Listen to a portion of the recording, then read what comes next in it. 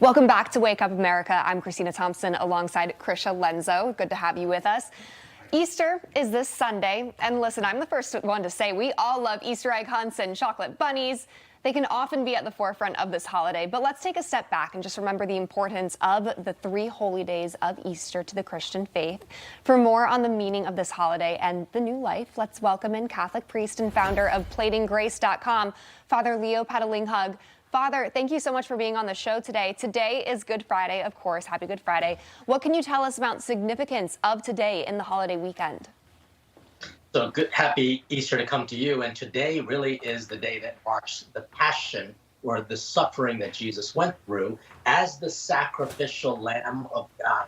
This really calls to mind how the Jewish people had to have a sacrifice in order to make atonement for their sins. And Jesus becomes that atonement for all of us. But this is not the end of the story, because we know he will rise again in 3 days. Well, Easter celebrates new life, and it's why we see Easter eggs. So how has this become a central message of Christian faith? I have no idea, actually, no idea. It really has to do with taking on something that was at once a pagan tradition. But really, the Easter eggs celebrate life. And so a lot of people like to criticize things like this, including gift giving at Christmas. But you know what? A Christian would never reject anything that is good. They would, in a sense, baptize it and make it worth the Christian ethic. And so in this case, this has to do with the fact that egg means life, and that, to be honest with you, rabbits are very prolific. And so this is the idea of the church bringing new and abundant life to its community.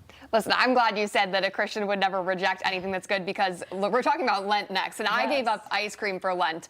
Unfortunately, I was not as disciplined as I should have been. I accidentally broke it once. I felt so bad about it. But Lent does also represent a period of sacrifice and contemplation. Can you talk about how this fits into the Christian faith? Sure, absolutely. First of all, know that a mistake isn't necessarily sin, and thank God we've got confession for things like this. I confessed it to you today. Yeah, I just been making you feel better, because that's what I have as a priest. But sacrifice is not just a Christian thing, it is a human thing. We all have to do it out of love for one another, and also, of course, to try to achieve what we're trying to live for, and that is to live a good and holy life.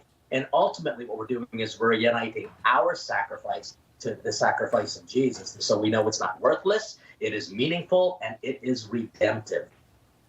So, Father, what are some of your favorite holiday Easter traditions? I know at my house we do a nice Easter brunch. We also go to church, of course, but given that we're Polish, we decorate the eggs in a particular way. We put them in, foil and things like that. So what do you do for the holidays?